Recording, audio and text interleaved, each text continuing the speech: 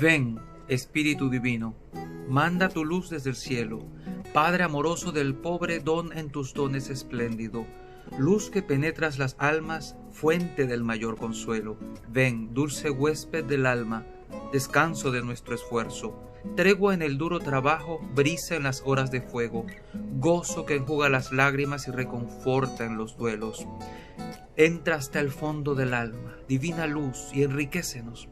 Mira el vacío del hombre si tú le faltas por dentro. Mira el poder del pecado cuando no envías tu aliento.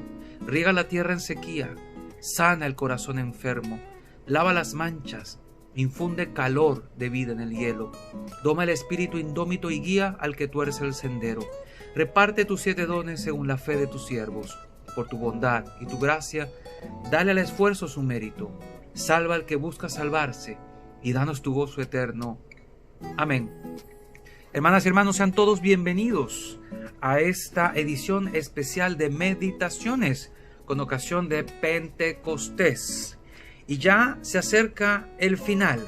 Estamos en el día 8 y hoy nos toca revisar el don de piedad, que es el penúltimo don del cual se habla en la lista del capítulo 11 del libro del profeta Isaías.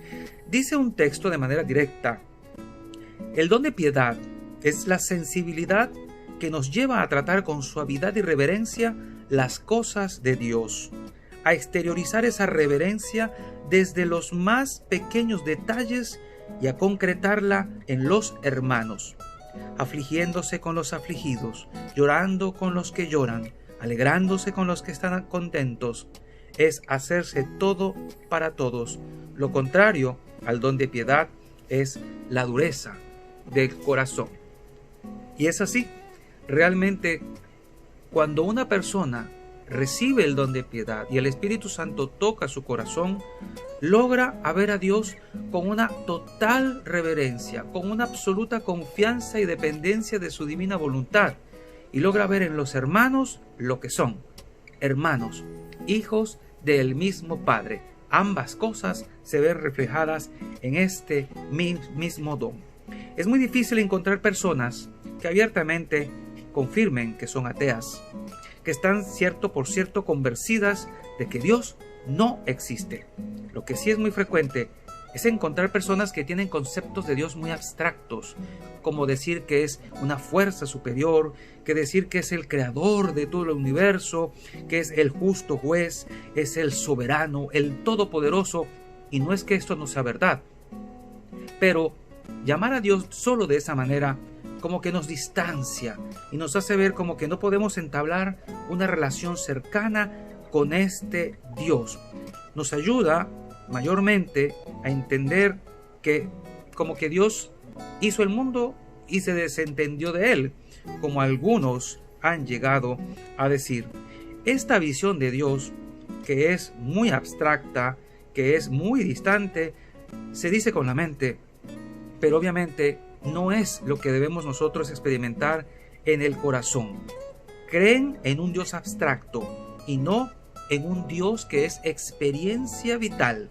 Lo que sí se encuentra con mucha frecuencia es el caso de personas que admiten la existencia de Dios, pero que viven como si Dios no existiera. Esto que se llama ateísmo práctico. Por medio del don de piedad, dice el padre Hugo Estrada, el Espíritu Santo nos lleva entonces a encontrarnos con Dios como Padre misericordioso, lleno de amor y de bondad, que no nos aventó al mundo al azar, sino que nos concedió la existencia porque tiene un plan de amor para nosotros. Por medio del don de piedad, también el Espíritu Santo nos hace caer en la cuenta de que si somos hijos de Dios, los demás obviamente son nuestros hermanos, a quienes debemos amar como a verdaderos hermanos de la propia familia o de la misma sangre, e incluso muchas veces hasta más. Para los romanos, la palabra latina pietas, piedad en español, significa la buena relación de amor y de reverencia y obediencia que un hijo le debía tener hacia su padre. Ahora, para nosotros el don de piedad es el regalo del Espíritu Santo por medio del cual llegamos a creer y a experimentar que Dios realmente es un Padre amoroso y que los demás son nuestros hermanos. Es un don precioso el sentirnos hijos de Dios. Eso le cambia a uno la experiencia humana por completo. El panorama es diferente. Nos trae seguridad, nos trae gozo, nos trae esperanza. A veces puede que nos topemos con un problema al concebir a Dios como Padre, tal vez porque en la infancia no tuvimos un papá que nos diera seguridad, confianza, estabilidad, sino todo lo contrario. Pero Dios es capaz de sanar incluso esas visiones y conceptos deteriorados de la paternidad que podemos traer desde nuestra infancia. El profeta Isaías predijo cuáles iban a ser los dones del Espíritu Santo, los que se pondrían de manifiesto en el futuro Mesías. Por eso esta lista se considera como la lista de los dones mesiánicos. El profeta escribió que tendría los dones de sabiduría, entendimiento, consejo, fortaleza, ciencia, piedad y temor de Dios. Es lo que hemos venido diciendo estos días. En esa lista están esos dones, pero en la profecía de Isaías se repiten 2 veces el don de temor de Dios. Los traductores de la versión de los 70, que es la traducción del hebreo al griego, en lugar de repetir 2 veces temor de Dios, dieron a una connotación piedad y a la otra connotación temor de Dios. De esta manera, pues quisieron resaltar, por decirlo así, el número 7, que es muy simbólico, tomado como el número de Dios, el número de la perfección, el número de lo divino. 7 son entonces los dones del Espíritu Santo, según Isaías, dándonos a entender la plenitud. Ahora bien, en nuestro bautismo, nosotros todos los bautizados recibimos lo que se dice el sello de Dios, el sello del Espíritu Santo. El don del Espíritu Santo se nos da como un sello, quedamos como marcados. Y es interesante ver cómo para los efesios, como lo escribe San Pablo, se dice que en el día de Pentecostés, el día de nuestro bautismo también, por supuesto, fuimos sellados por el Espíritu de Dios. Y ese sello indica propiedad. La persona le pone un sello a algo que aprecia mucho, a algo que no quiere que se le pierda. Y en nuestro bautismo, Dios nos selló con su marca, con su Espíritu. Es lo que técnicamente en la iglesia se dice imprime carácter. Y obviamente nos puso su sello, comprometiéndose a cuidar siempre de nosotros. Somos suyos, no para dominarnos, sino para amarnos y para estar con nosotros siempre. San Pablo así lo entiende cuando en su carta a los romanos dice: ustedes no han recibido un espíritu de esclavos para caer de nuevo en el temor, sino que han recibido un espíritu que los hace hijos adoptivos y nos permite clamar Abba, es decir, Padre. Romanos capítulo 8, versículo 15. Para la ley romana, el adoptar a alguien significaba el romper con toda la familia o lo que había sido su pasado y empezar como que de cero a pertenecer a la nueva familia, renunciando a todo lo demás y adoptando todo lo nuevo, incluso con derecho a la herencia. Y es interesante que San Pablo, precisamente en la carta a los romanos, relata esto como de que hemos recibido un espíritu de adopción, el espíritu que nos hace clamar Padre, renunciando a todo lo que hicimos antes, a todo lo que fuimos antes. En el bautismo dejamos de ser simplemente meras criaturas, al estilo de Adán, hombre pecador, para convertirnos en hijos adoptivos de Dios, con derecho a la herencia eterna, coherederos, por lo tanto, de Jesús. La carta a los Gálatas nos trae un dato muy consolador. Nos indica que tenemos una evidencia que nos garantiza que somos hijos de Dios. Dice la carta a los Gálatas, capítulo 4, versículos del 6 al 7. La prueba de que ustedes son hijos es que Dios envió a nuestros corazones el espíritu de hijo que grita Abba, es decir, Padre.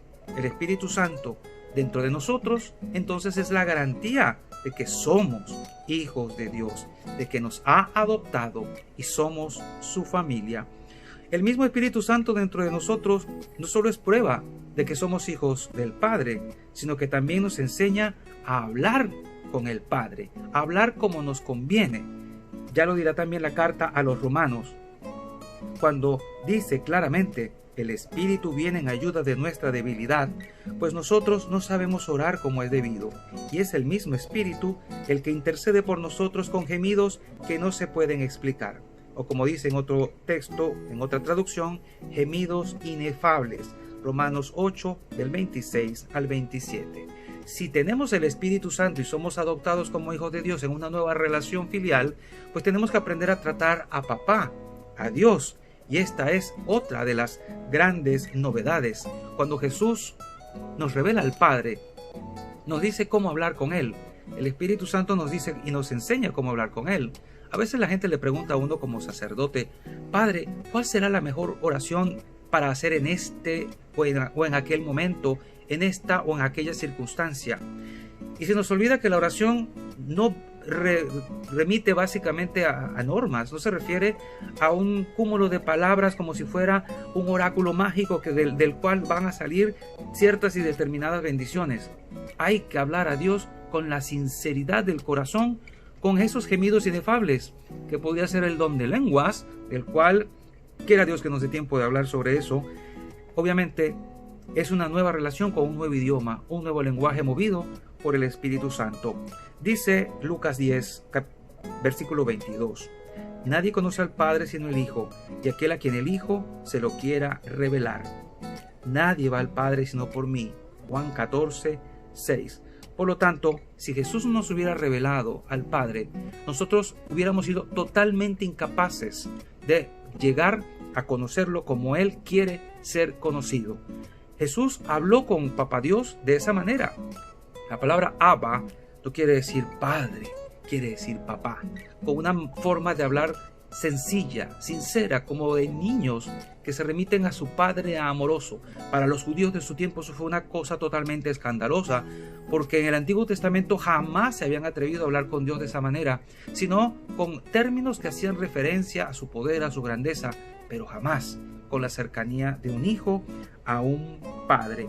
Obviamente, en el sermón de la montaña, Jesús se refiere muchas veces al Padre. Sobre todo indica que si creemos en Dios como Padre, no debemos afanarnos por más cosas que nos pasen, ni pasar de la cuenta de angustias por lo que vamos a comer, por lo que vamos a beber. Ya en el sermón de la montaña el Señor nos invita obviamente a confiar, no a afanarnos. Afanarse quiere decir preocuparse más de la cuenta hasta perder la paz. Jesús alega que eso es propio de los paganos.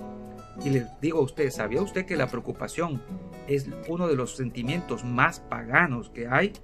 Pues ellos no tienen fe en un Dios que es Padre, que es providente. Obviamente, el tener a Dios por Padre no nos va a librar de los problemas, pero sí nos va a ayudar a tener una vida más tranquila, porque todo se trata de hacer la voluntad de Dios. Debemos confiar en que Él no nos va a dejar desamparados. Con esto, el Señor no quiere ofrecernos una religión sin complicaciones, una religión tipo ganga. Jesús expone que si queremos que Dios se muestre como Padre, debemos demostrar que somos sus hijos, buscando primero el reino de Dios y su justicia. Lo demás se nos dará como añadiduras. Obviamente, dentro de estas tormentas de situaciones que estamos viviendo al presente, ahora más que nunca debemos poner a funcionar el don de piedad para no agobiarnos ni preocuparnos más de la cuenta. Si pusiéramos en práctica estas pautas que Jesús nos dio de que a cada día le basta su afán y de que no debemos agobiarnos por todo, nos ahorraríamos muchas úlceras y otras enfermedades psicosomáticas que nos torturan y que son propias de este siglo convulsionado. Recibir el don de piedad es abandonarnos en la absoluta voluntad de Dios, depender totalmente de Él, aprender a hablar con Dios según el Espíritu Santo nos da a hablar y llegar a ver a los demás como hermanos, sufriendo con el que sufre, llorando con el que llora, riendo con el que ríe. El que tiene el don de piedad respeta lo divino, las cosas de Dios, la iglesia, el templo, el culto, y aprende a tratar a los demás en su justa dignidad. Y que la bendición de Dios Todopoderoso, Padre, Hijo y Espíritu Santo descienda sobre cada uno de ustedes y les acompañe siempre. seguimos en contacto y nos seguimos viendo a través de este canal. Chao, chao.